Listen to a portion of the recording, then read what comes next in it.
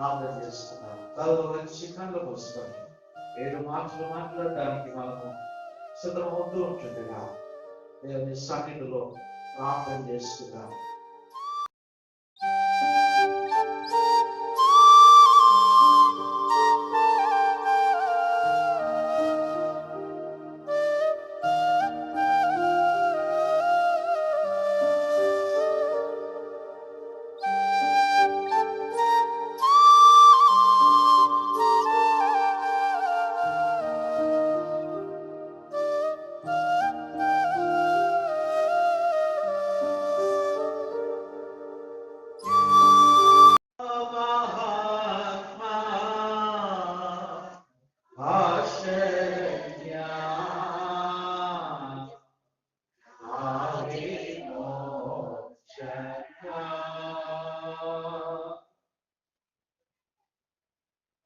మనం ఈ రోజు మాట్లాడుకునే మాట ఆయన సులువు పైన పలికిన మొదటి మాట.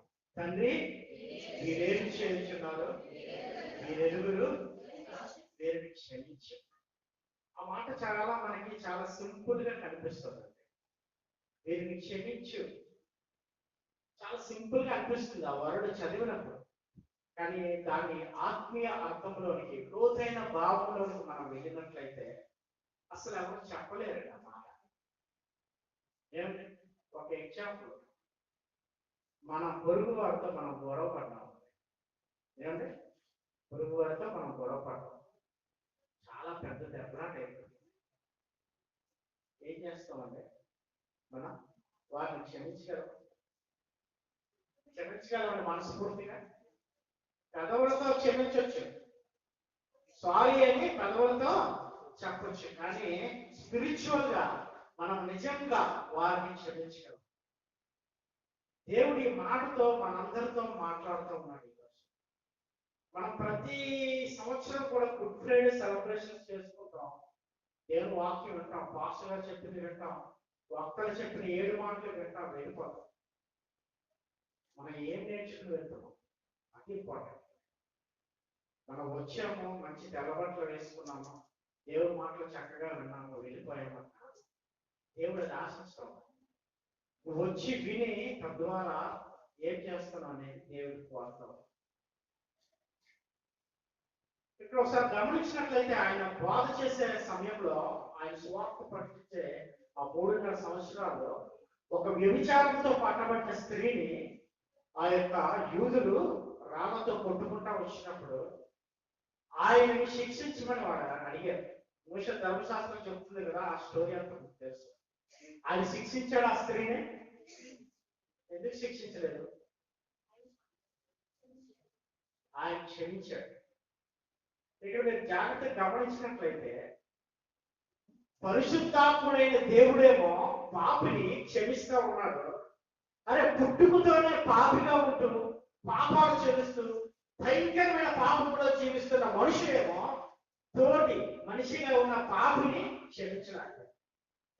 ఇది మనం గమనించాలి.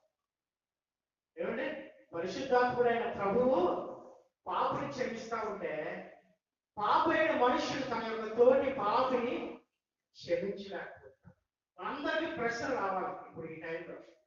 క్షమాపణ అడగకుండా, ఏంటంటే జాగ్రత్త వినాలి, క్షమాపణ అడగకుండా మన దేవుడు మనల్ని క్షమిస్తాడు? చెప్పాలి ఆన్సర్. క్షమాపణ అడగకుండా మన దేవుడు మనల్ని క్షమిస్తాడు. క్షమిస్తాడా క్షమించడా? Yes or no? ఎస్ అనే వచ్చేది తప్పండి, తప్పు చేసింది. నో అనేవారు. మరి నేను ఒకటి చెప్తాను. అక్కడ సీన్ చూద్దామండి, గొల్గొతా సీన్. సినిమాలో మనం చాలాసార్లు చూసాం, ప్యాషన్ ఆఫ్ క్రైస్ట్.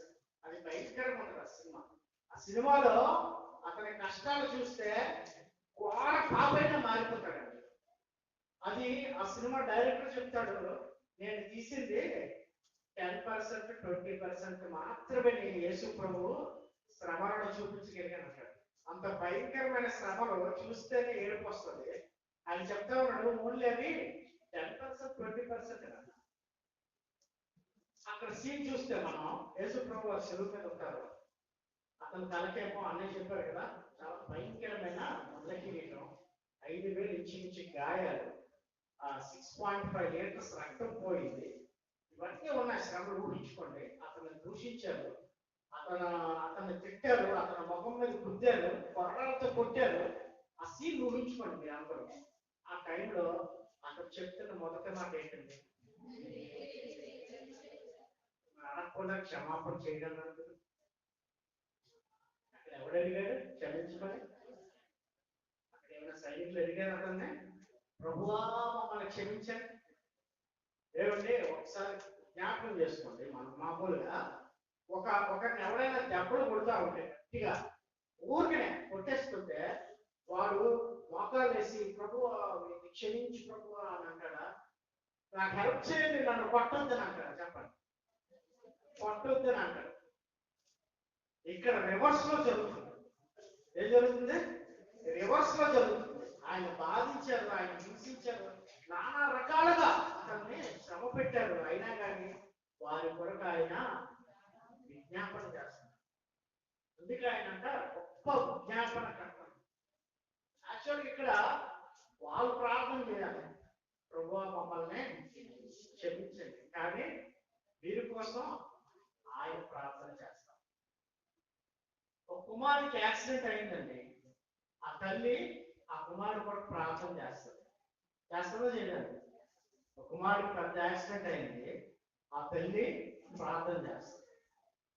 అదే ఆ కుమారుడు యొక్క తల్లి పక్కన ఒక తల్లి ఉంది, వేరే తల్లి, ఆమె ఈ కుమారుడు కొరకు ప్రార్థన చేస్తుంది.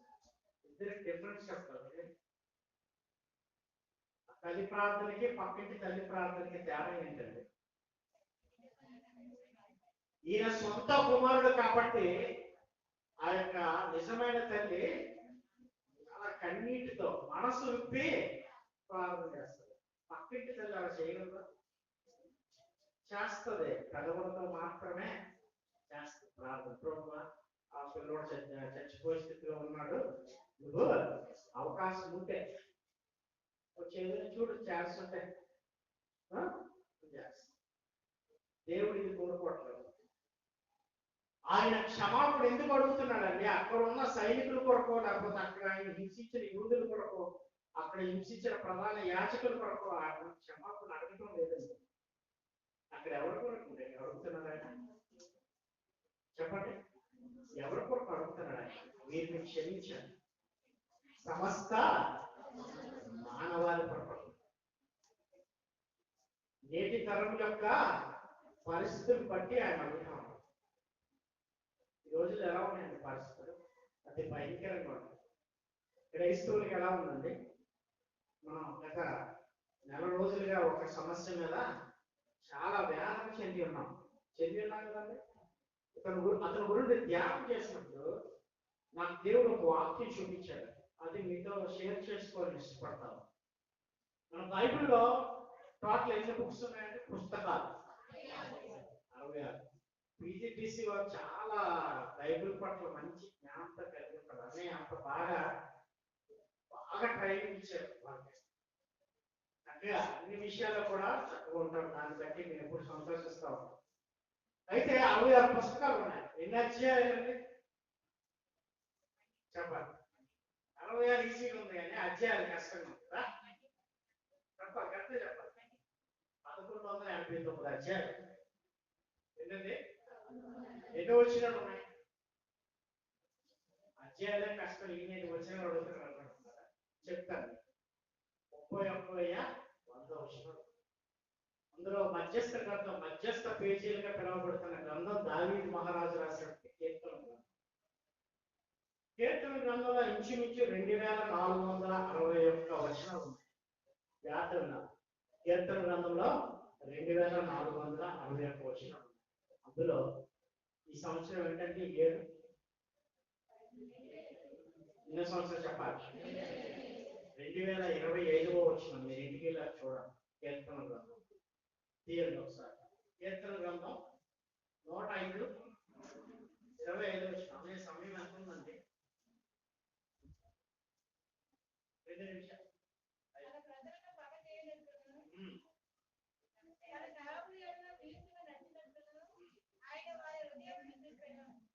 చాలా చూసారంటే 2025వ సంవత్సరంలో దేవుడు మీతోని నాతోని సమస్త మానవాళితోనూ జరగబోయే విషయాన్ని మర్మాన్ని తెలియజేస్తా ఉన్నాడు. తన ప్రజలను పగ చేయనట్లును. అంటే ఎవరండి తన ప్రజలు? చెప్పాలి. తన ప్రజలు ఎవరండి?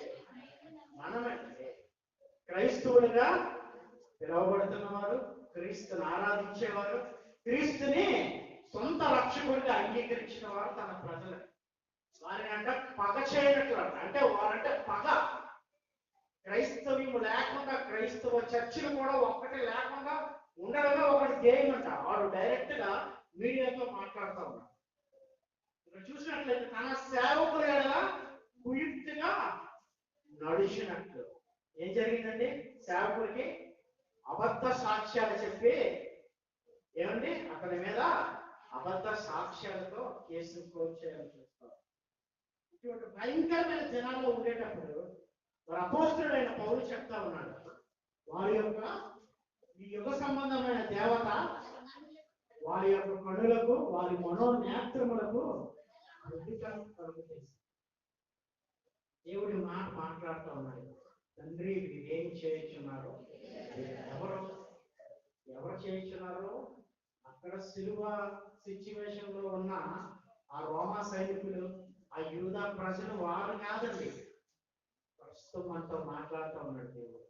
వీరేమి చేయించున్నారు? ఈ మతోన్మాదులు పెట్టలేకపోతున్నారు కదా. ఈ మతోన్మాదుల కొరకు యేసు ప్రభు ప్రార్థన చేసినట్టు మనం ప్రార్థన చేయగలం. వీరేమి చేయించున్నారు? ఏం చెప్తున్నాడు పౌలు? వారు గుడ్డివారు అంటండి. ఏంటంటే గుడ్డివారు. గుడ్డివారు ఏదైనా మనకి బైక్ మీద వెళ్ళేటప్పుడు అడ్డొచ్చాడు అనుకోండి, మామూలుగా కళ్ళున్నవాడైతే మనం ఏం చేస్తాం? మన బైక్ గుర్తిస్తే ఆయన తిడతాం, వినుంటే పడతాం. ఏమంటే జాగ్రత్తగా గమనించాం. అదే గుడ్డివాడు మనం గుర్తేశాడు అనుకోండి, మన కోపం వస్తుంది. అదే గుర్తేశాడు, దగ్గరికి వెళ్ళాం, వాడు పాపం గుడ్డి, కనపడటం లేదు, బ్లైండ్ మ్యాన్. అప్పుడు ఏం చేస్తాం? మనం వెళ్ళి మనం పక్కన బండి ఆపి వాడిని కూడా లేపి వాడి మీద ఏం చూపిస్తాం? జాలి చూపిస్తాం. దేవుడు అక్కడ జాలి చూపించాడు సిలువ పైన వాడి పట్ల. మనం కూడా నేటి పరిస్థితులకు అనుకూలంగా ఎవరైతే వీరికి మనోనేత్రములకు వారు తప్పు లేదండి. ఈ యుగ సంబంధమైన దేవత వారి మనోనేత్రములకు గుడ్డితనం, అంటే వారు గుడ్డివారు. మీరు ఆవేశపడకండి, మీరు కోపపడకండి, మీరు ఓర్పుగా ఉండండి, వారి కొరకు ప్రార్థన చేయండి, జ్ఞాపన చేయండి, దేవుడు సెలవిస్తాడు. కాబట్టి దేవుడు మన యొక్క మహా శుక్రవారం దినాన మరి గుడ్ ఫ్రైడే సందర్భంగా మనం అనేక సార్లు క్షమాపణ వాక్ గురించి విన్నాము. చాలా మంది మాట్లాడారు, అనేక సార్లు అనేక పర్యాయాలు మాట గురించి తెలుసు. కానీ నిజమైన క్షమాపణ అంటే మరి మన యొక్క శత్రువులు కూడా ఒక వాక్యం చూపించి నేను ముగిస్తాను. మత్తయి సువార్త 5వ అధ్యాయం 44వ వచనం ఒకసారి చదివి నేను ముగిస్తాను. ఆయన 3.5 ఏళ్ల సువార్త కాలంలో ఆయన ఎటువంటి బోధ చేశాడండి?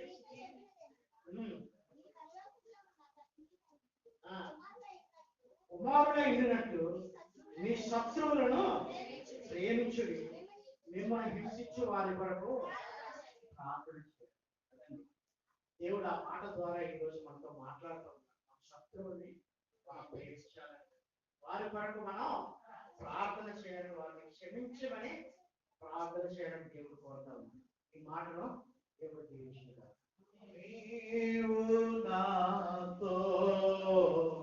మాట యేసు ప్రభు వారి శిలువ మీద పలికిన 2వ మాట మీ మధ్యన చెప్పడానికి ముందు పాస్టర్ గారు ఇందాక ఒక మాట చెప్పి ఉన్నారు. నాకు వివాహమైన తరువాత 2020లో వివాహమైన తర్వాత 21వ సంవత్సరంలో దేవుడు నా భార్యకు గర్భవతిగా ఉన్నప్పుడు గుడ్ ఫ్రైడే ఇలాంటి రోజునే ఆ సంవత్సరం మేము ఏప్రిల్ 3వ తారీఖున మేము గుడ్ ఫ్రైడే సర్వీస్ లో మీతో పాటు సంఘమంతటితో పాటు పార్టిసిపేట్ చేయడానికి దేవుడు అవకాశం ఇచ్చాడు. అవకాశం ఇచ్చినప్పుడు సంఘ కాపరి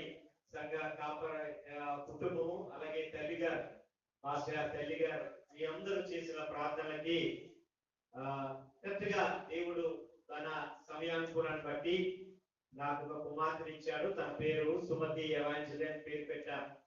4 సంవత్సరాలు తనకి వచ్చి దేవుడి యొక్క సువార్త పరిచర్య పొలంలో మాతో పాటు వాడబడుతూ సంఘ కాపరి కుటుంబానికి బయటికి వెళ్ళి ఎక్కడెక్కడో ఆడుకోవడానికో ఎక్కడెక్కడో ఉండడానికో ఎంజాయ్ చేయడానికో అవకాశం ఉండదు. సువార్త పరిచర్య పొలంలో ఇలాంటి ప్రార్థన జరుగుతున్నప్పుడు, ఆరాధన జరుగుతున్నప్పుడు దేవుడు ఈ విధంగా ముందుకు నడిపించడానికి అవకాశం ఇస్తాడు. దేవుడు మీ అందరూ చేసిన ప్రార్థన బట్టి మీకు నా కుటుంబం తరపున కృతజ్ఞత తెలియజేయడానికి మాట చెప్పి ఉన్నాను. యేసు ప్రభు వారు శిలువ మీద పలికిన రెండవ మాట మీ మధ్యలో చెప్పి నేను ముందుకు వెళ్ళాలని ఆశపడుతూ ఉన్నాను. యేసు ప్రభు వారు శిలువలో పలికిన 7 మాటల్లో మొదటి మాట మన మధ్యన సురేష్ గారు అద్భుతంగా అంటే మనం మాట్లాడే వాడుక భాషలో అద్భుతంగా అర్థమయ్యే రీతిలో మాట్లాడారు. క్షమాపణ గుణం మనకు ఉండాలని చెబుతూ ఉన్నారు. దీనికి యేసు ప్రభు వారు పలికిన మాటలో ఫర్గివ్నెస్ అనే పదాన్ని వాడటం జరిగింది. రెండవ పదంగా సాల్వేషన్ ఆఫ్ రిక్వెస్ట్. యేసు ప్రభు వారు రెండవ మాట అభయం లేదా అభ్యర్థన అనే పదాన్ని ఇక్కడ వాడటం జరిగింది. దీనికి ది గాస్పెల్ ఆఫ్ సాల్వేషన్, యేసు ప్రభు రక్షణకు దీన్ని ప్రాథమికంగా వాడటం జరిగింది. యేసు ప్రభు వారు గుడ్ ఫ్రైడే రోజు రెండవ మాట లూకా సువార్త 23:43వ వచనంలో నేడు నీవు నాతో కూడా పరదేశుడై ఉందువని నిశ్చయముగా నీతో చెప్పుచున్నాను అని మాట్లాడారు. మొదటి మాటలో యేసు ప్రభు వారు మాట్లాడుతూ క్షమాపణ కొరకు తండ్రి వీరేం చేస్తున్నారో మీకు తెలియదు కనుక వీరిని క్షమించని చెబుతూ రెండవ మాట పరదేశుడై ఉందువు నీవు నాతో కూడా అని మాట్లాడుతూ ఒక అభయాన్ని దేవుడు అక్కడ రెండు దొంగల మధ్యన సిలువ వేయబడిన యేసు ప్రభు వారు రెండవ దొంగతో మాట్లాడుతున్న మాటని అక్కడ మనం చూస్తున్నాం. దీని కొరకు ఆలోచిస్తే యేసు ప్రభు వారు సిలువలో పలికిన ప్రతి మాటలో ఒక సత్యం ఉన్నది.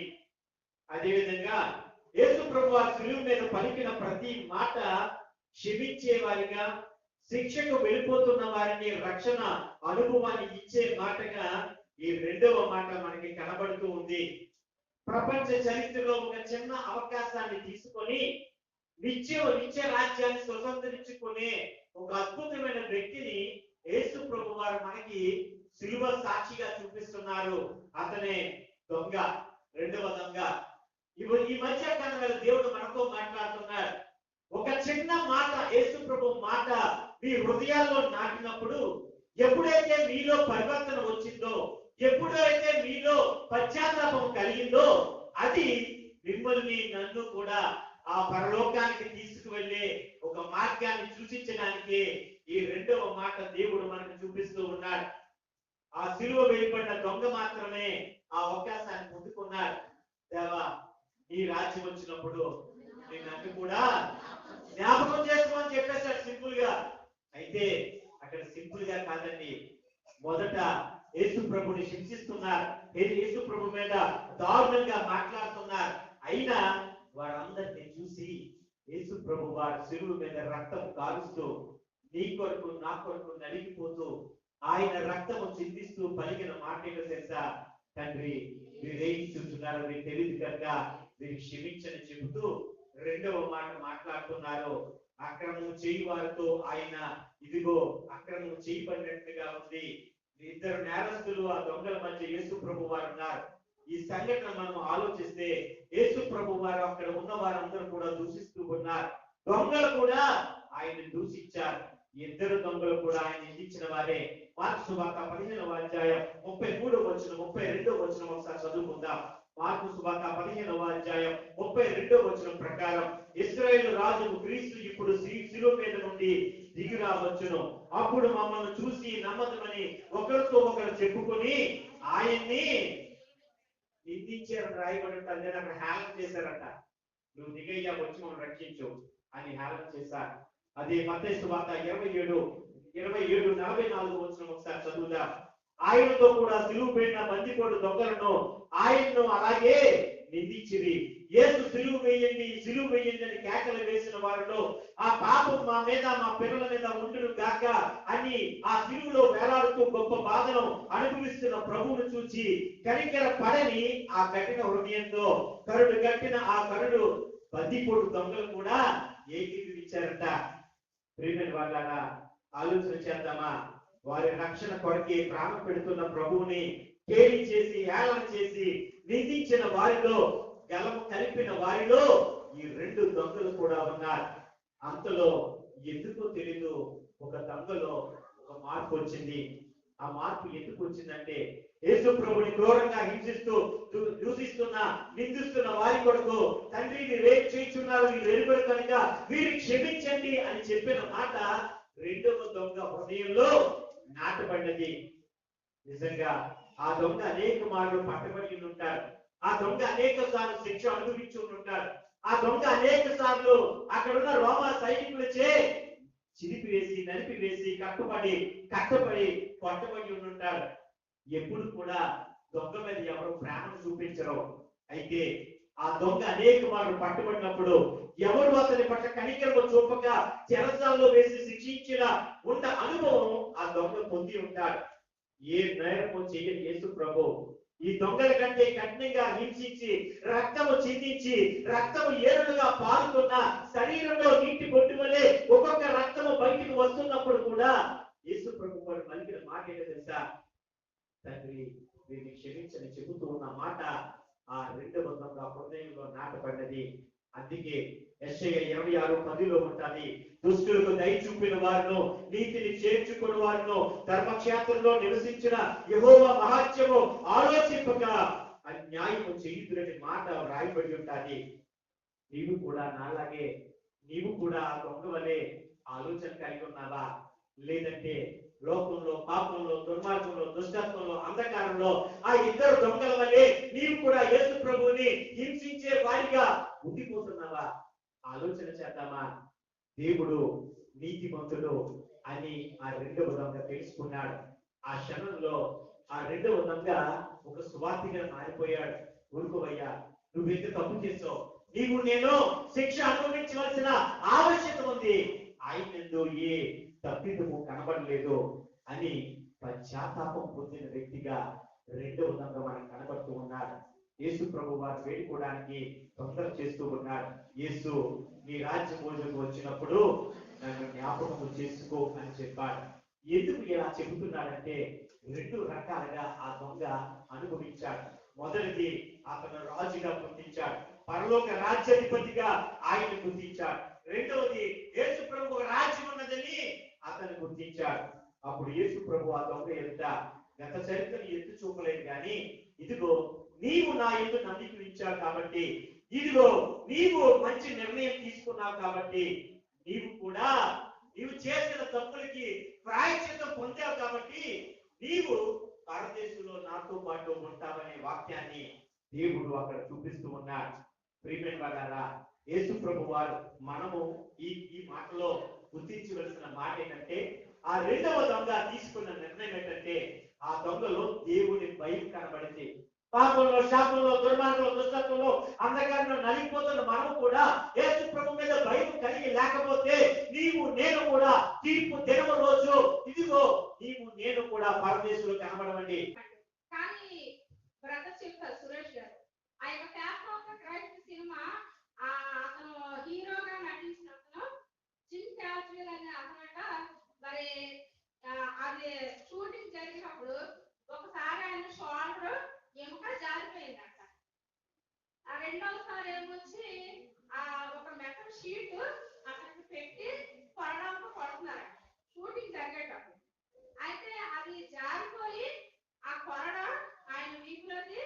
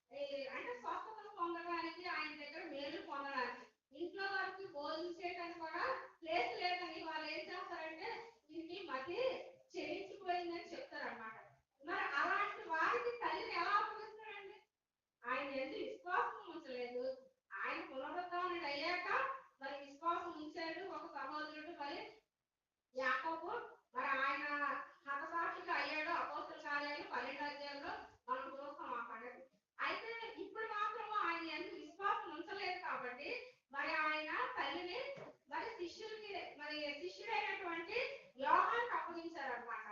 మరి ఆ కుమారులకి తన సహోదరులకు అప్పగించుకుంటారు. మరి మన మరియమ్మ గారి దగ్గరికి వస్తే మరి ఆమె అయితే ఎంతో ప్రేమ, మరి యేసు ప్రభు వారు అంటే మరి అప్పటి కాలపు మరి శిక్షలు అంటే ఏవైనా మోసే ధర్మశాస్త్రం ప్రకారం ఒక పెళ్లి కాని స్త్రీ ఆమె గర్భవతి అయితే రాళ్ళతో కొట్టి చంపాలనేది అప్పుడు చట్టం. మరి అటువంటి నిందలకి అవమానాలకి మరి వాటన్నిటికీ కూడా ఆమె భయపడలేదండి. ఎందుకంటే ఒకవేళ నేనేదో ఎలాగా మరి గర్భంతో ఉంటే ఎవరైనా నన్ను ఆ యోసేపు గారు తన భర్తతో మరి ప్రదానం చేయబడుతుంది, తనేమైనా నన్ను అవమానిస్తారా, ఇవేవి కూడా సమాజం కోసం సంఘం కోసం మరి ఎవరి కోసం ఆమె భయపడలేదు. దూత ఒకటే చెప్పింది, మరియా నువ్వు భయపడకు, పరిశుద్ధాత్మ నిన్ను కమ్ముకుంటది, సర్వోన్నతుడు నీకు కుమారుడుగా పుడతాడని ఆ ఒక్క భయపడిపోయిన మాటలు పట్టుకొని ఆమె మరి ఎంతో ధైర్యంగా యేసు ప్రభు వారికి జన్మనివ్వడానికి ఆమె ఇష్టపడ్డది. మరి జన్మనిచ్చింది. మరి ఎంతో అలవాటుగా మరి మన పిల్లల్ని మనం పెంచుకుంటాం, తను కూడా అలాగే పెంచే ఉంటారు. కానీ ఆ యొక్క సిలువ దగ్గర అలాగా మరి భూమికి ఆకాశానికి మధ్యలో మరి ఆయన అలా వేలాడుతూ ఉన్నప్పుడు ఎవరైతే అలా చూసుకొని ఉండగలరో, అలా తట్టుకోగలమా? మన పిల్లలకి ఏదైనా చిన్న దెబ్బలు తగిలితేనే మనం తట్టుకోలేము. మరి డ్యూటీకి వెళ్ళి వచ్చే పిల్లలు 5 గంటలకు రావాల్సిన వాళ్ళు 6 రాకపోతే మనకి టెన్షన్ మొదలైపోతుంది. ఈ టైంకి వచ్చే వాళ్ళు ఇంకా రాలేదు అని, భర్త ఇంటికి రాకపోతే టెన్షన్ మొదలైపోతుంది. కానీ ఇలాగా ఎంత దారుణంగా మరి ఆ సిలువ దగ్గర కుమారుడిని చూసి ఆకాశానికి మధ్యకి ఆయన అలా వేలాడుతుంటే ఎవరు పట్టుకోగలరండి? తల్లి ఏ తల్లికైనా అంటే ప్రాణమే శరీరమే మన దగ్గర ఉంటుంది, కానీ ప్రాణము పిల్లల దగ్గర ఉంటుంది అనమాట. ఎందుకంటే మరి పిల్లల చుట్టే తిరుగుతూ ఉంటారు. ఒక్కొక్కసారి భర్తలకైనా అంత ప్రాధాన్యత ఇవ్వరు, కానీ పిల్లల విషయంలో మాత్రం ప్రతి తల్లి కూడా చాలా మరి వారి మీద అంత ప్రేమ చూపిస్తూ ఉంటారు. మరి యేసుక్రీస్తు ప్రభు వారిని మరి మరియమ్మ గారు కూడా మరి అదే విధంగా మరి పెంచుతూ ఉంటారు. కానీ ఆయన మరి అంత దేవుడు ఎందుకు కూడా మరి ఎలాగా భూమికి ఆకాశానికి మధ్యలో వేలాడుతుంటే ఆమె చూడలేక మరి ఆయన్ని మరి మరి ఆవిడ ధన్యురాలని లోకపు 1:49 అంటుంది. నిజంగా ఆవిడ ధన్యురాలనండి. మరి అందరూ చేత కొనియాడబడినటువంటి స్త్రీయే. ఎందుకంటే మనం క్రిస్మస్ టైంలో మరియమ్మ గారిని మరి స్మరించకుండా ఆ క్రిస్మస్ ఆరాధన ఒకటి కూడా జరగదన్నమాట. మరి అన్ని తరముల వారు కూడా ఆమెని మరి ఆవిడ ధన్యురాలు అంటారు. మరి అటువంటి ధన్యురాలు కడుపున మరి ఆయన పుట్టి ఉన్నారండి. మరి ఒక తల్లి 10 మంది పిల్లల్ని పెంచగలరండి, ఎందుకంటే సమానంగా చూడగలరు. అదే ఒక తల్లిని పిల్లలు చూడాలంటే ఏం చేస్తారంటే మరి వస్తులు వేసుకుంటారు అనమాట. ఈ నెల పెద్దన్న దగ్గర ఉండు, వచ్చి నెల చిన్నన్న దగ్గర ఉండాలి. అలాగా జరుగుతుంది ఇప్పుడు ప్రస్తుత కాలంలో, అలా జరుగుతుందండి. అయితే అయితే అలాగా మరి పిల్లలు తల్లిదండ్రుల పట్ల అలాంటి బాధ్యతలు కలిగి ఉంటున్నారండి. మరి నేను మొన్న చూసానండి టీవీలో, మరి ఎంతగానో మా తల్లిని పాలతో కూడా తగినట్టుగా ఆమె పోలీస్ కంప్లీట్ ఇచ్చింది తల్లి. అలాంటి వాళ్ళు కూడా ఉన్నారు. కానీ యేసుక్రీస్తు ప్రభు అంత మరణకరమైన పరిస్థితుల్లో కూడా తల్లి బాధ్యతను మనకు విస్మరించలేదు. మరి 1 సమూయేలు 22వ అధ్యాయంలో 3వ వచనం చూస్తే మరి దావీదు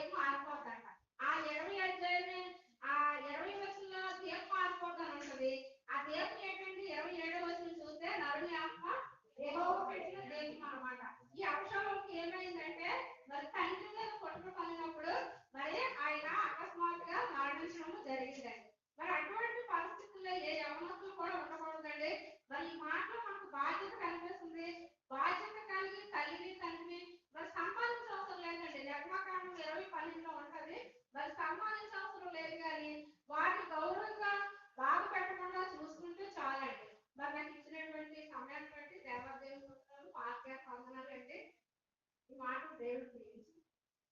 మాటను మీ మధ్యన చెప్పడానికి సిద్ధపడుతూ అప్పటి వరకు యేసు ప్రభు వారు మధ్యాహ్నం 12 గంటల నుండి యేసు ప్రభు వారు శిలువ మీద ఆ శిక్షను అనుభవిస్తున్న పరిస్థితి గుండా వెళుతూ ఉన్నప్పుడు యేసు ప్రభు వారు గట్టిగా తండ్రితో మాట్లాడుతున్న మాట ఇక్కడ మనం చూడవచ్చు. మొదటి 3 మాటలు కూడా మన కొరకు యేసు ప్రభు వారు మాట్లాడితే 4వ మాట ఆయన కొరకు తండ్రితో ఆయన విజ్ఞాపన చేస్తున్న మాటగా మనం చూడవచ్చును. అందుకే మొదటి మాట క్షమాపణ కొరకైతే, 2వ మాట అభయం కొరకు అభ్యర్థన కొరకైతే, 3వ మాట అత్యున్నతమైన ప్రేమ కొరకైతే, 4వ మాట ఆ వేదనతో లేకపోతే అసాధారణమైన త్యాగం కోసం మాట్లాడుతూ ఉన్నాడు. ప్రియమైన వారలారా, ది గాస్పెల్ ఆఫ్ లేబర్ అని చెప్పబడుతున్న మాట మార్కు సువార్త 15:34లో ఉన్న మాటని మనం జ్ఞాపకం చేసుకుంటే, సంకీర్తన 22 ఒకసారి ఓపెన్ చేద్దాం. కీర్తనలు 22వ కీర్తన 1వ వచనం ఒకసారి చదువుకుందాం. నా దేవా నా దేవా నీవు నన్నేల విననాడితివి. చాలండి అని మాట్లాడుతున్న మాట యొక్క నెరవేర్పే మార్కు సువార్త 15:14లో అలాగే మత్తయి సువార్త 27లో మనము ఈ మాటను చూడవచ్చు. ప్రియమైన వారలారా, యేసు ప్రభువు అసాధారణమైన త్యాగం చేశారు. క్రీస్తు శ్రమలు అనుభవించారు. విచారం కలిగిన వ్యక్తిగా ఉన్నారు. పాపము మోయేవాడిగా ఆయన ఉన్నారు. ఆయన చెయ్యిని దేవుడు విడిచినట్లుగా యేసు ప్రభు వారు గుర్తించారు. అందుకే మత్తయి సువార్త, మార్కు సువార్త, కీర్తనలో మాట్లాడుతున్న ప్రతి మాట మత్తయి లేకపోతే హెబ్రీ రాసిన పత్రిక, మార్కు సువార్తలో అరబిక్ భాషలో ఆధారితమైన మాటలో లిఖించడం జరిగింది. యేసు ప్రభు యొక్క మాటలో 3 రకాలుగా దేవుడు ఈ మధ్యాహ్నం వేళ 4 మాట ద్వారా దేవుడు మనతో మాట్లాడుతున్నారు. మొదటిది సంబోధన చేస్తున్నారు, 2వది సందేహము తెలియజేస్తున్నారు, 3వది సందేశం ఇస్తున్నారు. ప్రియమైన వారలారా, మొదటి 3 మాటలు తండ్రితో మాట్లాడుతున్న 3 మాటలు మన కొరకు మాట్లాడితే, మొదటి అలాగే 4వ మాట ఆయన కొరకు మాట్లాడుతూ ఉన్నారు. ఏలి ఏలి లామా సబక్తాని అని బోధిస్తూ ఉన్నారు. పరలోకమందున్న మా తండ్రి అని నేర్పించే ప్రార్థనలో యేసు ప్రభు వారిని బోధిస్తూ ఉన్నారు. ఇక్కడ నా దేవా నా దేవా అని పిలుస్తూ ఉన్నారు. ఇక్కడ మనం దైవ కుమారుడిగా కంటే ఒక మానవాళిగా యేసు ప్రభు వారు తండ్రితో ఉన్న సంబంధాన్ని మనకు చూపిస్తున్నారు. ఎప్పుడైతే మనం దేవుని యొక్క గొర్రెలమో లేకపోతే దేవుని యొక్క బిడ్డలుగా ఉన్నామో అప్పుడే మన హృదయాల్లో దేవా దేవా అని దేవుని సన్నిధిలో మనం మాట్లాడే సందర్భాలు ఉంటాయి. 2వ కొరింథీయులు 5:21 ఒకసారి ఓపెన్ చేద్దాం. కొరింథీయులు రాసిన 2వ పత్రిక 5వ అధ్యాయం 21వ వచనం ఒకసారి ఓపెన్ చేద్దాం. ఎందుకనగా ఆయన యందు పాపము ఎరగని ఆయన మన కొరకు పాపముగా చేసెను. చాలండి. యేసు ప్రభు వారిని ఎందుకు తండ్రి అయిన దేవుడు చెయ్యి విడిచాడంటే 4 మాటల ద్వారా మనం నేర్చుకోవలసిన మాటని మీ మధ్యన తెలియజేయాలని ఆశపడుతున్నా. మొదటి సంబోధన, 2వది సందేహము. ఎందుకు ఆయన్ని చెయ్యి విడవలసిన అవసరం వచ్చిందంటే మనకి దేవునికి ఇష్టలుగా మార్చడానికి, మనల్ని తండ్రితో మనకి సంబంధం చేకూర్చడానికి. ఎప్పుడైతే లోకంలోనికి మనం వచ్చామో, లోకంలో యేసు ప్రభు వారిని మనల్ని ఆదాము అవ్వల ద్వారా సృష్టించి ఆయన పరిశుద్ధతలో లోకంలో జీవిస్తున్నప్పుడు, పాపము ఆదాము అవ్వల ద్వారా మనకు సంప్రదించినప్పుడు, మన ద్వారా లోకంలో ఇంకను పాపము ద్వారా వెళ్ళిపోతున్నప్పుడు యేసు ప్రభు మనకి తండ్రికి మనకి సంబంధాన్ని ఇవ్వడానికి తండ్రి అయిన దేవుడు యేసు ప్రభు వారి చెయ్యి విడిచినట్టుగా ఇక్కడ వాక్యం మాట్లాడుతూ ఉంది. మన జీవితాల్లో సమస్యలు తీర్చడానికి, నూతన సంబంధాన్ని, సహవాసాన్ని తండ్రితో మనకి ఇవ్వడానికి యేసు ప్రభు వారు మనకి మార్గాన్ని చూపించారు.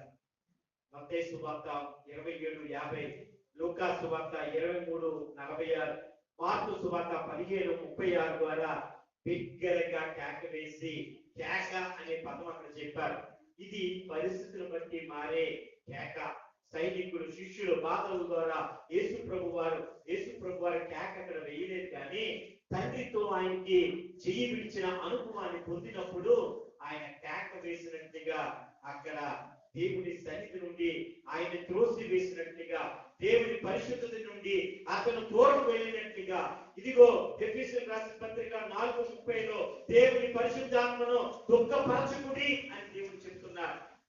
ఎప్పుడైతే తండ్రితో కలిగిన సంబంధాన్ని మనం వదిలిపెట్టామో అప్పుడు లోకంలోకి వెళ్ళిపోతాం, అప్పుడు పాపంలో జీవిస్తాం, అప్పుడు మన జీవితాలు నలిగిపోతాయి, అప్పుడు మన జీవితాలు చితికిపోతాయి. అప్పుడు నేను చేయవలసినది ఏంటంటే దేవా దేవా నన్ను రక్షించమని ఎవరైతే దేవుని సన్నిధిలో ప్రార్థన చేసి దేవా నేను నీ కొరకు నేను జీవిస్తానయ్యా అని దేవుని ఎదుట పాపాన్ని వదిలిపెట్టి శాపాన్ని వదిలిపెట్టి ఈ లోకంలో జీవించడానికి సిద్ధపడ్డారో అప్పుడు దేవుడు మన చేతిని పట్టుకుంటారు.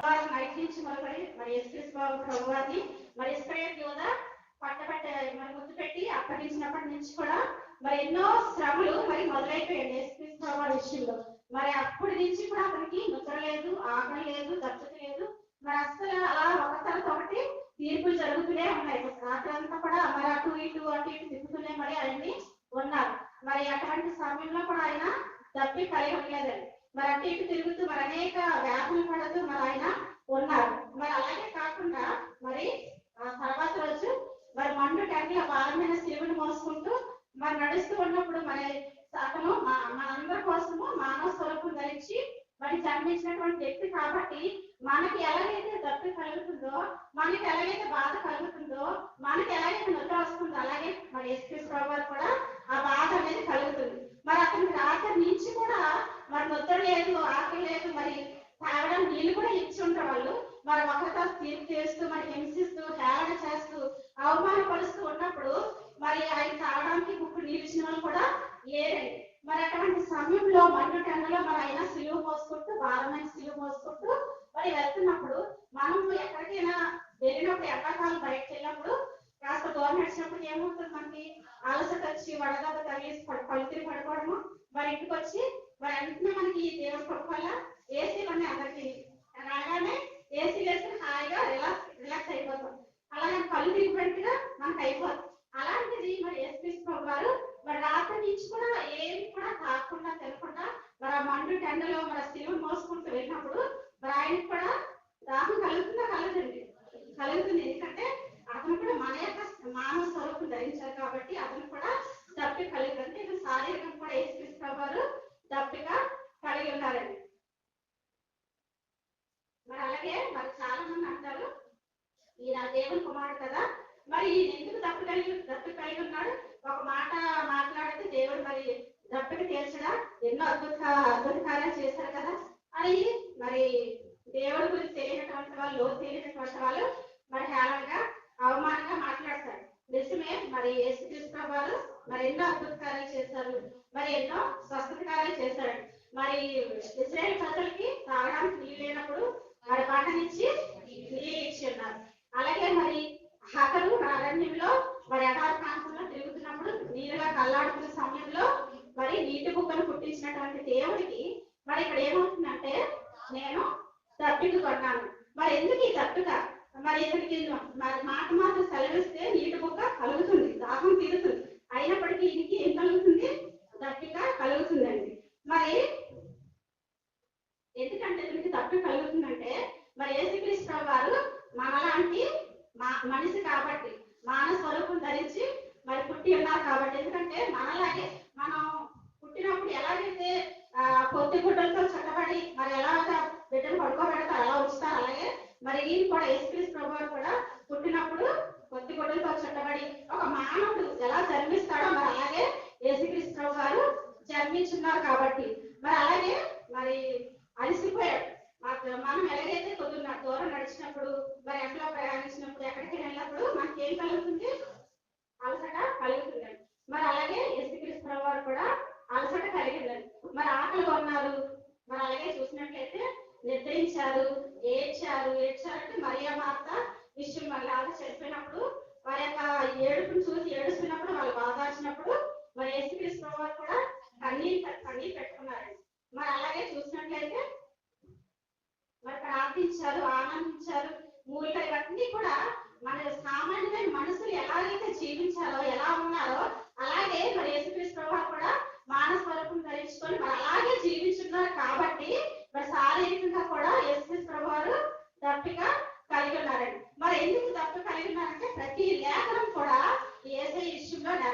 కాబట్టి మరి ఆయన తప్పికొన్నట్లుగా మనం చూస్తున్నాము.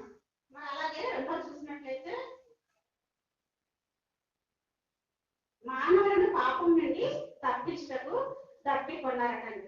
మానవుల్ని పాపం నుండి తప్పించడం కోసం అంట. మానవులు అంటే మనమే, మనం పాపం చేత కట్టబడి ఉన్నామని మనల్ని పాపం నుంచి తప్పించి తన రాజ్యంలో చేర్చుకోవాలని ఆశ తపనతో ఆయన తప్పికొన్నట్లుగా చూస్తున్నామండి. మరి లోకా సువార్త 16వ అధ్యాయము 19 నుంచి 31 చూసినట్లయితే చదవద్దండి, అది ఉపమానం ఉంది అక్కడ. మరి యొక్క ధనవంతుడు లాజరు మరి యొక్క వృత్తాంతం అందరికీ కూడా తెలిసినటువంటిది.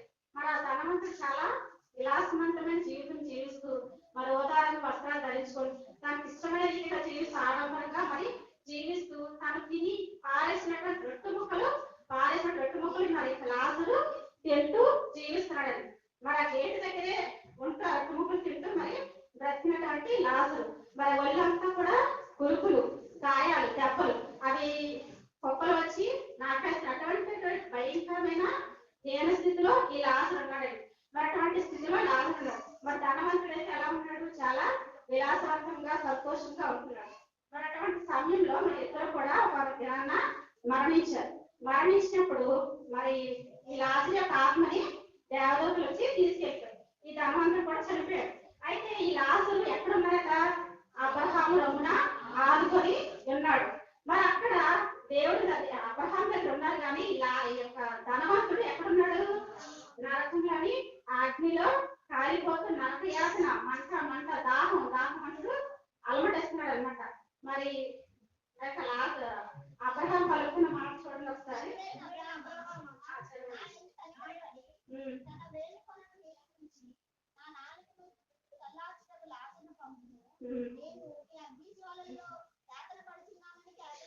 చాలండి.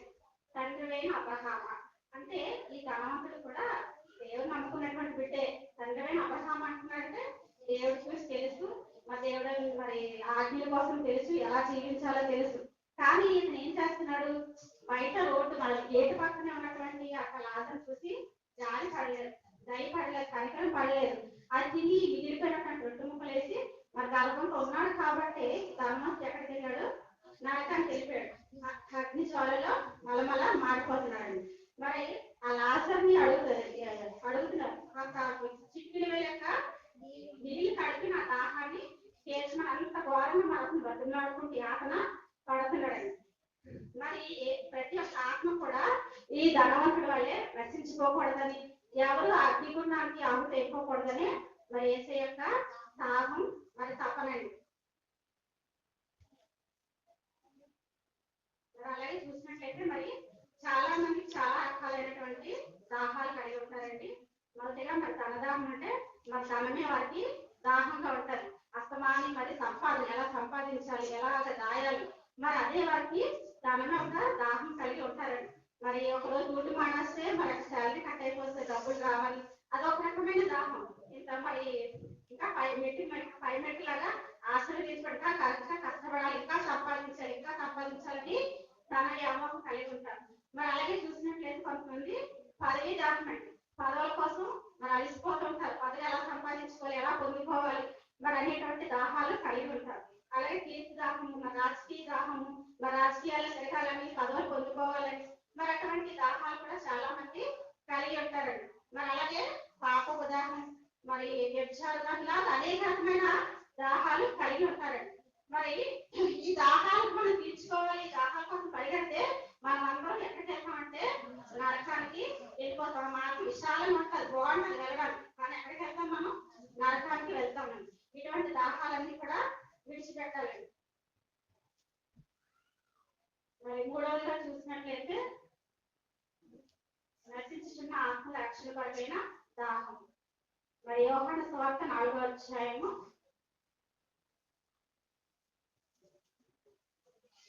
చదవద్దు, టైం అయిపోతుందండి.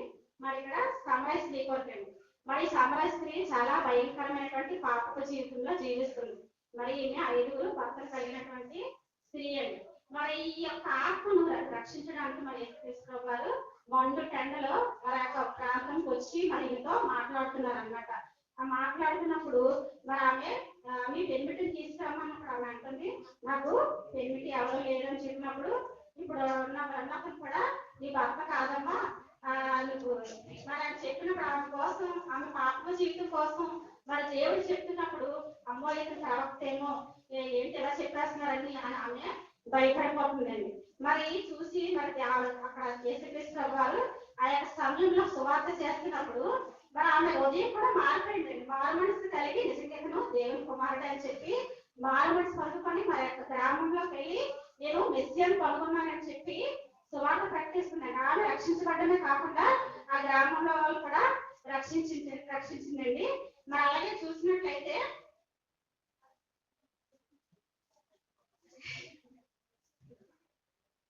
మరి అమెరికా అధ్యక్షుడు అబ్రహాం లింకన్ మరి ఇతను చాలా మంది తెలిసి ఉంటారండి. ఇతను నిగ్రో జాతీయుల కోసం మరి ఎంతో పోరాడినటువంటి వ్యక్తి అండి. మరి నిగ్రో జాతి వాళ్ళని మరి చాలా తక్కువగా చూసేవారు, చాలా చేసేవారు, అవమానించారంట. వాళ్ళు నల్లగా ఉంటారని, వాళ్ళు అణిచివేయాలని అని చెప్పి చూసినప్పుడు ఈ అబ్రహాం లింకన్ గారు ఆ కోసం పోరాటం చేస్తారు. ఎన్నో చట్టాలు తీసుకొచ్చినప్పుడు మరి ఇతన్ని మరి ఎంతో కాల్చి చంపేశారండి. చంపేసినప్పుడు మరి అతని స్వగ్రామైనటువంటి ఎరీనా అనే తన సొంత గ్రామానికి ఆ బాడీని తీసుకెళ్ళడం జరిగిందండి. తీసుకెళ్ళినప్పుడు ఆ బాడీని చూడడానికి మరి చాలా మంది వచ్చిన్నారు అన్నమాట. మరి యొక్క నిగ్రో జాతి వాళ్ళే కాకుండా మరి అనేక మంది అతను చాలా పెద్ద వ్యక్తి, మరి పోరాటం చేస్తారు, మంచివారని చెప్పి మరి అతన్ని యొక్క మరి పాదోదాహరణని చూడడానికి మరి చాలా మంది వచ్చినారు. ఆ వాళ్ళతో పాటు ఈ నిగ్రో జాతి యొక్క తల్లి కూడా ఆవిడ వచ్చింది అనమాట. వచ్చినప్పుడు తనతో పాటు తన కుమారుడు కూడా తీసుకొని వచ్చిందండి. వచ్చినప్పుడు ఆ యొక్క బాడీని తన కుమారుడికి చూపించాలని ఆ తల్లి ఎంతో తాపత్రయం పడింది. కానీ అందరూ జనాలు గుంపుకోవడం వల్ల మన బిడ్డకి ఆ యొక్క బాడీని చూపించలేకపోతుంది అనమాట. చూపించలేకపోయినప్పుడు అవి ఏం చేసిందంటే రెండు చేతులతో కూడా ఆ బిడ్డని ఎత్తుకొని ఆ యొక్క బాడీని చూపిస్తుందండి. చూపించి పైకెత్తి కుమారుడికి చూపిస్తుంది. ఏమంటుందంటే కుమారుడా చూడుము, శ్రద్ధగా చూడుము, నేను నీ కోసం మరణించును, ఇతను మన కోసం మరణించాడు, శ్రద్ధగా చూడు, తెలుసుకో నువ్వు కూడా ఇతను మన కోసం ఎంతో మరి పోరాటం చేసినటువంటి గొప్ప వ్యక్తి అని చెప్పి ఆ తల్లి ఆ కుమారుడికి మరి యొక్క స్థలాన్ని చూపిస్తుందండి. అవునండి, ఈ నీ కోసం మరి యొక్క అబ్రహాం లింకన్ అనే నిగ్రో జాతి కోసం మాత్రమే చనిపోయాడు, కానీ మనందరి కోసం కూడా మన యేసుక్రీస్తు వారు మన మానవాళ్ళందరి కోసం కూడా మన పాపాల నిమిత్తం కూడా మరి యేసుక్రీస్తు వారు తన ప్రాణాన్ని పెట్టి ఉన్నారండి. మరి స్త్రీలో ప్రాణం పెట్టి ఉన్నారండి. అలాగే మరి ఈ యొక్క దాహాన్ని మరి దేవుడి యొక్క యేసుక్రీస్తు యొక్క దాహాన్ని తీర్చేవారుగా మనం ఉండాలంటే అనేక ఆత్మలను ఆయన రక్షణలో నడిపించే వారిగా ఉంటామండి. అట్టి కృప పరిశుద్ధాత్మ దేవుడు దీవించినాక ఆమేన్. సమాప్తమయ్యే దశకు వచ్చాము. 6వ మాట సమాప్తమైంది. యోహాను సువార్త 19వ అధ్యాయము 30వ వచనం. యేసు ఆ చిరక పుచ్చుకొని సమాప్తమైనదని చెప్పి తల వంచి ఆత్మను ఒప్పగించి. ఈ మాటను మనం ధ్యానం చేసినప్పుడు మనకేమనిపిస్తా ఉందంటే ఓడిపోయిన వాడు అలా అరుస్తాడా? ఏం చేస్తాడు? ఓడిపోయిన వాడు చాలా బాధపడతాడు, అందరిలో కలవలేడు, తలదించుకొని ఉంటాడు. కానీ ఇక్కడ మనం గమనించినట్లయితే మత్తయి సువార్త 27వ అధ్యాయం 50వ వచనంలో రాయబడి ఉంది. చదవండి ఒకసారి. మత్తయి సువార్త 27:50వ వచనం. యేసు మరలా బిగ్గరగా కేక వేసి ప్రాణం విడిచాడు. ఆయన అంటే బిగ్గరగా కేక వేశాడు.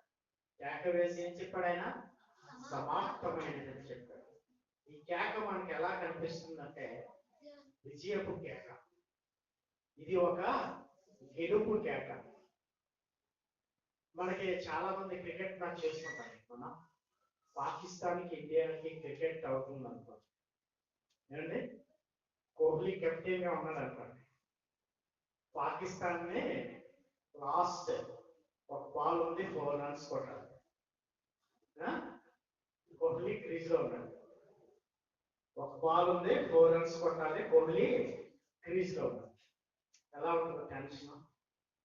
కోహ్లీకి ఎలా ఉంటుంది? మన సంగతి పక్కన పెట్టాలి, మనకి ఎంతో టెన్షన్ ఉంటుంది, కానీ క్రీజ్ లో ఉన్న కోహ్లీకి ఎలా ఉంటుంది?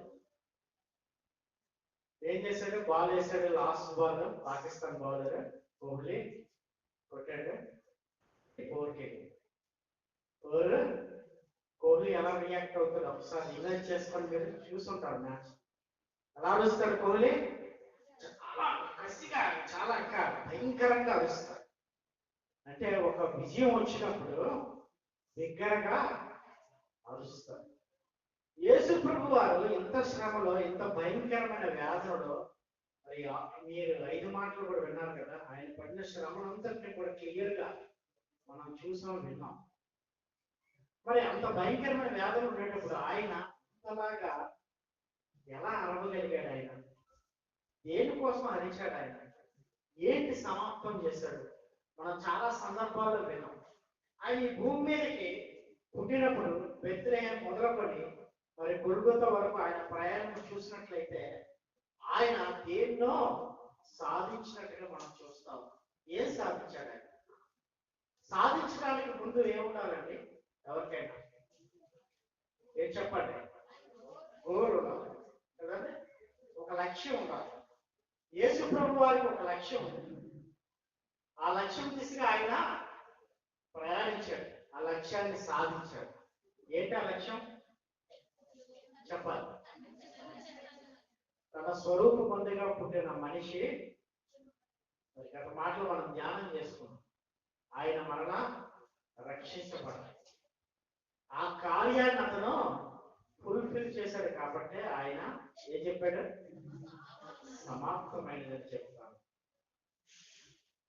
మరి చాలా మంది మనకి యవనస్తులు ఉన్నారు, వారిని వెళ్ళి మీ లక్ష్యం ఏంటని అడిగా ఉంటుంది, మీ గోల్ ఏంటని అడిగా ఉంటుంది. ఏం చెప్తారండి? డాక్టర్ అవ్వాలని కొంతమంది, ఇంజనీర్ అవ్వాలని కొంతమంది, ఇంకా వారి టాలెంట్స్ బట్టి, వారి యొక్క అభిలాషను బట్టి చాలా మంది చెప్తారు. మరి మన పిల్లల్ని ఎప్పుడైనా మనం మన పిల్లల కోసం, మన యొక్క యవ్వనస్తులైన పిల్లల కోసం దేవుడి దగ్గరకు వచ్చి, ప్రభువా వారి యొక్క లక్ష్యం ఏంటో నువ్వు చెప్పగలవా అని అడిగాను. ఏమంటే మనం మన పిల్లల్ని అడుగుతాం కదా, నువ్వేం చేయాలనుకుంటున్నావు, లేకపోతే ఇంజనీర్ అవ్వాలనుకుంటున్నావా, డాక్టర్ అవ్వాలనుకుంటున్నావా అని. వారి విద్యార్థి దశలో మనం అడుగుతాం. చిన్నప్పుడే అడిగేస్తాం. చిన్నప్పుడే మావాడు ఇంజనీర్ అవుతారు అంటున్నాడు, మా అమ్మాయి డాక్టర్ అవుతారు అంటున్నాడు అని మనమే నిర్ణయించుకుంటాం. కానీ ఏ రోజైనా దేవుడి దగ్గరకు వచ్చి, ప్రభువా నా పిల్లల్ని నువ్వేం చేయాలని ఆశపడతావు, వారి లక్ష్యం ఏంటో నాకు చూపించని అడిగాను. దేవుడు మనందరితో ఈరోజు మాట్లాడుతూ ఉన్నాడు. ఈ మాట ద్వారా సమాప్తమైంది. ఏమి సమాప్తమైంది? ఆయన శిష్యుల్ని ఎన్నుకునేటప్పుడు వారి యొక్క బ్యాక్గ్రౌండ్ ఏంటంటే, వారు ఏమైనా ఉన్నత స్థితిలో ఉన్నారా? చాలా, అసలు సామాన్య స్థితి కన్నా తక్కువ జాలరులు వారు. వారి యొక్క బ్యాక్గ్రౌండ్ చూడలేదు. దేవుడు అదే విధంగా మనల్ని కూడా ఎన్నుకోవడానికి ఆయన ఇష్టపడినప్పుడు మన బ్యాక్గ్రౌండ్ చూడతాడు. వాడు ఎంతవరకు చదువుకున్నాడు, ఎంఎస్సీ చదివాడా, ఎంబీఏ చదివాడా, లేకపోతే మంచి ఆ స్థితిలో ఉన్నాడా అనేది చూడతాడు. దేవుడు ఏం చూస్తాడు? మన యొక్క హృదయాన్ని చూస్తాడు. మన హృదయాన్ని చూసే దేవుడే. ఆయన భూమి మీదకి వచ్చినప్పుడు కేవలము 3.5 సంవత్సరాలు మాత్రమే ఆయన సేవ చేసినట్టు మనకు బైబిల్ చెప్తారు. 30 సంవత్సరాలు తర్వాత ఆయన బాప్తిసం తీసుకున్నారు. 3.5 ఏళ్ళు ఆయన స్వార్థ పరిచయం చేశారు ప్రపంచం. మరి 3.5 ఏళ్ళు ఆయన ఏం చేశాడు? ప్రపంచాన్ని మార్చేటట్టుగా ఆయన స్వార్థ చేశారు. చాలా మంది మొదటి ప్రశ్న అడుగుతారు, ఆయన ఇజ్రాయెల్లో పుట్టాడు కదా, ఆయన అక్కడ తిరిగాడు కదా, మరి మన దేశానికి ఏం సంబంధం? ప్రశ్న వచ్చిందండి, సోషల్ మీడియాలో వస్తూ ఉంటుంది. దానికి ఒక ఆన్సర్ చక్కగా ఒక పాస్టర్ గారు చెప్పారు. ఏంటంటే చెప్పారు, మొత్తం మంది తెలుసు కదండి, మొత్తం మంది తెలుసా? Drug, anaesthesia drug. ఆ డ్రగ్ ఎవరు కనిపెట్టారు? ఒక సైంటిస్ట్ కనిపెట్టాడు. ఉదాహరణ ఏమంటే, ఆ సైంటిస్ట్ ఆ మొత్తం మందిని కనుక్కున్నాడని చెప్పేసి ఊరు ఊరూరా తిరిగి మంది అమ్ముతాడా? చెప్పండి. ఊరూరా ఇంటింటికి తిరిగి ప్రతి దేశం తిరిగి ఎక్కడో ఫారిన్ కంట్రీలో కనుక్కున్నాడు ఆయన మందు.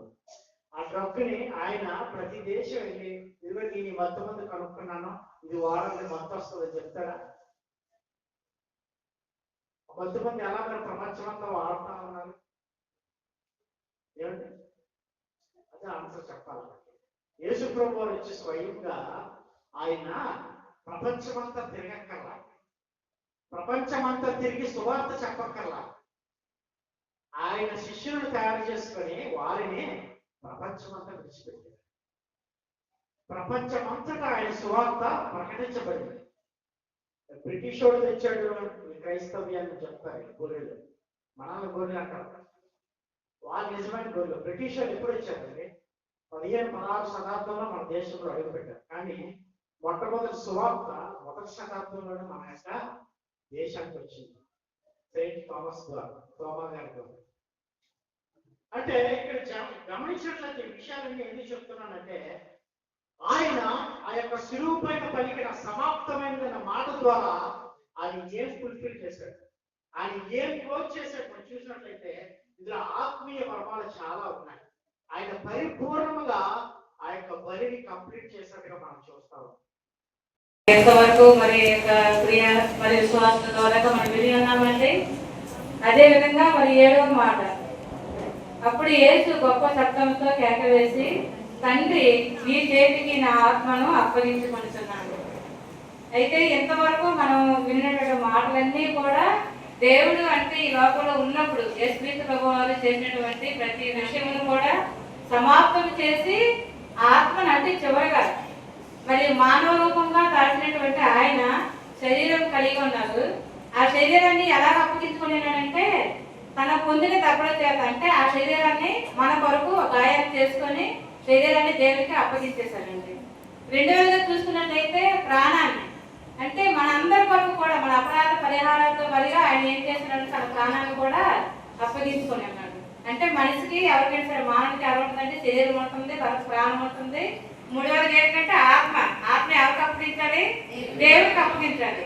అంటే ముందు 2 కూడా దేవుడు నెరవేర్చి ఉన్నాడు యేసుక్రీస్తు ప్రభువారు. 3వది కూడా మరి తండ్రికి మన ఆత్మను అప్పగించుకుంటూ ఆల్రెడీ 2025 సంవత్సరాల క్రితమే ఆత్మను అప్పగించుకొని మనందరూ కూడా దేవుడు మనకి పాపం నుండి, అదే విధంగా శరీరమైనటువంటి గాయం ద్వారా మనకి సమర్థమైనటువంటి బలహీనత ఏదైనా కూడా దేవుడు మనకి విడుదల ఇచ్చాడు. కానీ ఈ ఆత్మను అప్పగించుకుంటూ మనం ఏం చేయాలని దేవుడు మనకి నేర్పిస్తున్నారండి. అంటే ఆయన అప్పగించి వెళ్ళిపోయి ఉన్నారు ఈ లోకంలో. మరి ఆనాడు శిష్యులతో మొదలుకొని మరి అపోస్తుల ద్వారా అనేక మంది మరి విశ్వాసుల ద్వారాగా, అదే విధంగా అనేక మంది బిజినెస్ ద్వారాగా దేవుడు అంటే మనం ఈ లోకంలో ఉన్నప్పుడు ఆయన ఏర్పరచుకున్న మనమందరం కూడా ఆ యొక్క దేవుడికి మనం ఏ విధంగా జీవించాలి అంటే ఆయన అప్పగించినటువంటి పని మరి మనం ఏం చేయాలి, మనకేమో అప్పగించి ఉన్నారండి. మరి దేవుడి జనాలు మనం అంతా మాట్లాడుతున్నారండి. మరి సప్త సూత్రులుగా 7 మాటలు పలికి ఉన్నారు. సప్త సూత్రులుగా మనకు కూడా 7 వరాలు, సప్త వరాలు దేవుడు మనకి అనుగ్రహిస్తున్నారు అన్నమాట. మరి మొదటగా చూసుకున్నట్లయితే సమయం కొద్దిగా ఉంది కాబట్టి మీరు కొద్దిగా రాసుకోవాల్సిందిగా మనం చేస్తున్నానండి, ఎందుకంటే అవి ఇంటికి వెళ్ళి చదువుకుంటారని. మరి మొదటగా చూసుకున్నట్లయితే ఎఫ్సీ పత్రిక 5వ అధ్యాయము 2వ వచనం అండి. క్రీస్తు కొరకు పరిమళ వాసనగా ఉండటకు మన కొరకు తను తాను దేవునికి అర్పణగాను బలిగాను అప్పగించుకున్నారంట. అంటే ఆయన మనం ఎలా ఉండాలని కోరుకుంటున్నాడు? పరిమళ వాసనగా. అంటే ఈ లోకంలో ఆయన ఆల్రెడీ మనకు రక్షణ ఇచ్చి మనకు కొన్నాడు కాబట్టి మనం ఎలా ఉండాలంట? పరిమళ వాసనగా. అంటే మన అందరం కూడా ప్రజలందరూ ఎలా ఉండాలంటే ఆయన యొక్క నామాన్ని ప్రకటించేవారుగా. అంటే మనం ఎప్పుడు కూడా దేవునికి ఏంటంటే మన దగ్గర కంపు వచ్చే విధంగా కాదండి. పరిమళ వాసన అంటే ఆయన యొక్క సువాసన మనం ప్రకటించే వారుగా ఉండాలని మొదటగా తన యొక్క ఆత్మని ఎలా అప్పగించుకున్నాడంటే మనకు అప్పగిస్తున్నాడు ఆ పనిని.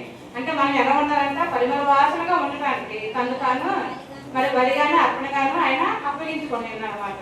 2వదిగా చూసుకున్నట్లయితే మరి కొలస్సీ పత్రిక 1వ అధ్యాయము 24-25 వచనాలు చూసుకున్నట్లయితే మరుగు చేయమనేటువంటి దేవుని యొక్క వాక్యము అది లోపల అనేక ఉన్నారండి. అంటే కోట్ల జన్మతో నింపబడింది ప్రపంచం అంతా కూడా.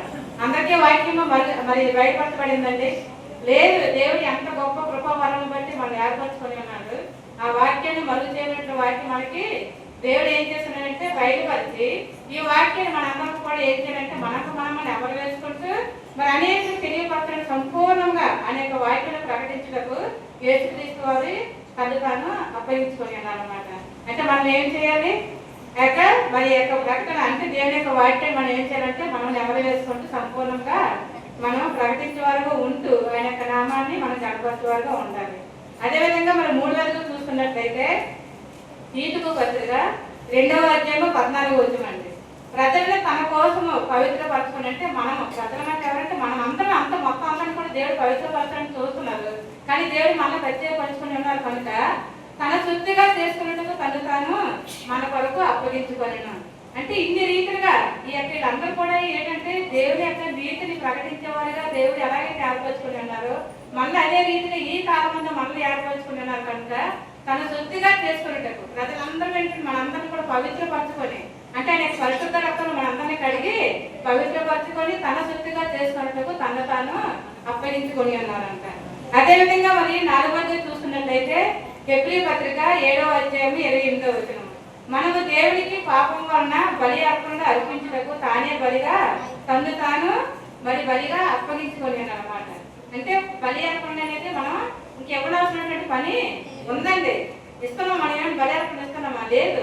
ఎందుకంటే ఆయన ఆల్రెడీ బలి అర్పణ చేసి వెళ్తున్నారు కనుక మనం ఇవ్వకుండా అంటే మన యొక్క క్రియల చేత దేవుడికి బలి అర్పణగా మనం ఉండాలని తను తాను బలిగా అర్పించుకొని మనం చేయవలసిన పని దేవుడు మనకి నేర్పిస్తున్నారు అన్నమాట. మరి 5వదిగా చూసుకున్నట్లయితే 1 పేతురు పత్రిక 2వ అధ్యాయం 23వ వచనం. మనందరికీ దేవుని ఎదుట న్యాయం తీర్చడానికి తను తాను మరి ఎలా అప్పగించి తీర్పునకు అప్పగించుకున్నాడంట. అంటే మనం తీర్పు పొందవలసి ఉన్నాము, కానీ దేవుడు ఏం చేస్తాడంటే మన కొరకు అంటే తీర్పు పొందకుండా న్యాయంగా దేవుడి ఎదుట మనం ఉండాలని మనందరి కొరకు ఆయనే తీర్పుల కొరకు అప్పగించుకొని ఉన్నాడు. అంటే దేవుడు ఈ లోకంలో ఉన్నంత కాలము చేసినటువంటి త్యాగం ఎంతో గొప్పది.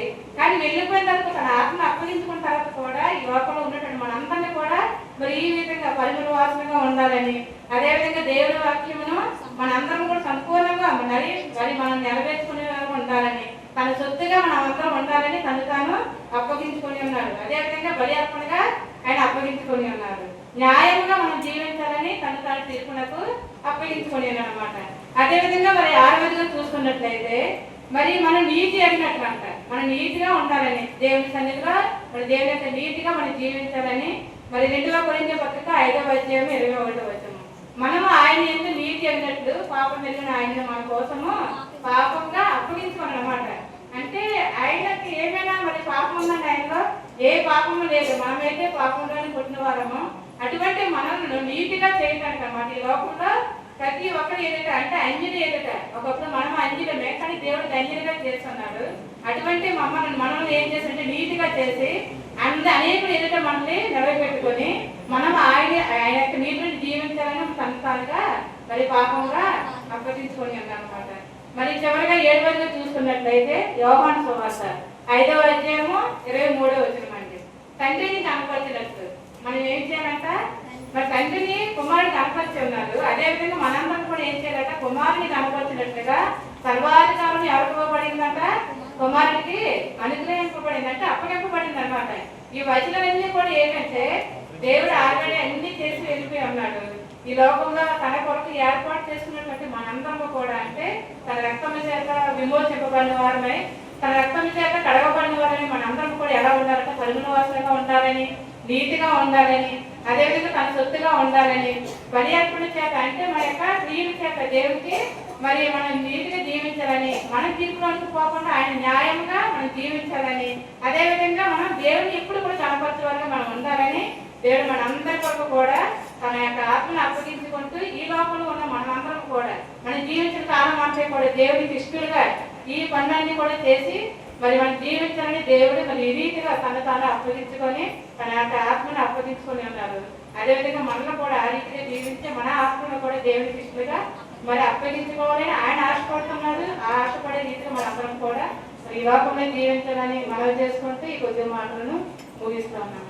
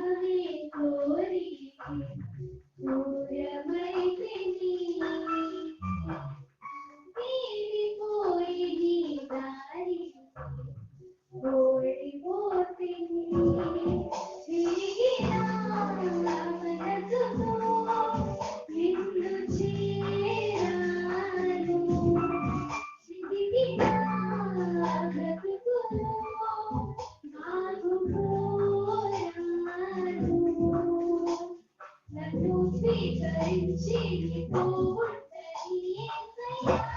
నా తండ్రి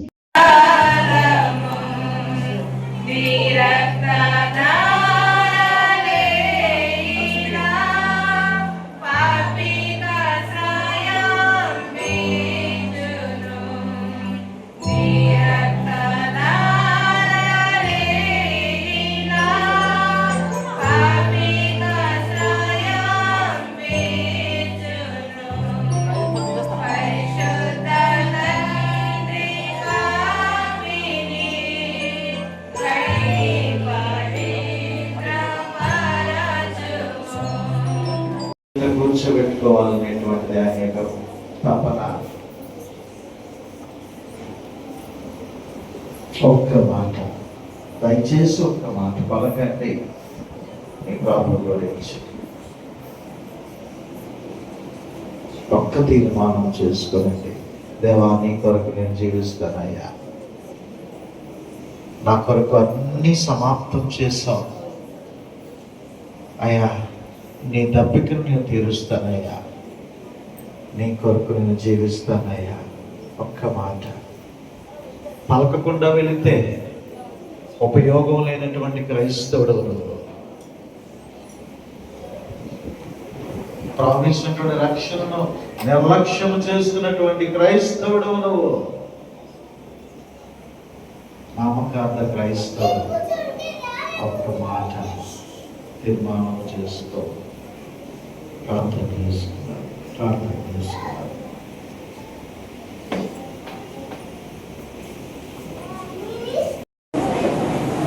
పరలోకమందున్న మా తండ్రి, మీ నామము పరిశుద్ధపరచబడును గాక, రాజ్యము వచ్చును గాక, మీ ఇష్టము పరలోకమందు ఎలా నెరవేరుచున్నదో అలా మీ భూమి మీద నెరవేరును గాక. నేను మాకు కావలసిన ఆహారం దయచేయము. మనస్సులను క్షమించిన ప్రకారం మీరు మనను క్షమించము. శోధనలకు దుష్టుని తప్పించము. ఎందుకంటే రాజ్యము, బలము, మహిమ నిరంతరము మీరు కాదు తండ్రి. ఆమేన్. పరమ తండ్రి దేవుని ప్రేమయు, కుమారుడు యేసుక్రీస్తు ప్రభుల వారి యొక్క కృపయు, పరిశుద్ధాత్మని యొక్క అన్యోన్య సహవాసము ఈ దినము శుక్రవారపు ఆరాధనలో పాలుభాగస్తులై ఆయన శిలువ చెంత చేరి ఆత్మతో సత్యముతో ఆరాధించినటువంటి ప్రియ విశ్వాసులకును చేరినటువంటి ಎಲ್ಲರಿకీ ప్రభు పరిచర్యను జ్ఞాపకం చేసుకుని కానుకలు సమర్పించిన వారికి 7 సప్త సూక్తులను పలికినటువంటి ప్రియ బిడ్డలకును ఎప్పుడును ఎల్లప్పుడును ఆయన రాకడ పర్యంతము నమ్మకమైనటువంటి సాక్షులుగా ఆయన కొరకు జీవిస్తూ మన రక్షణ కాపాడుకుంటూ కొనసాగుటకు పరిశుద్ధాత్మ యొక్క సహాయము మనందరికీ తోడై ఉండి నడిపించును గాక. ఆమేన్.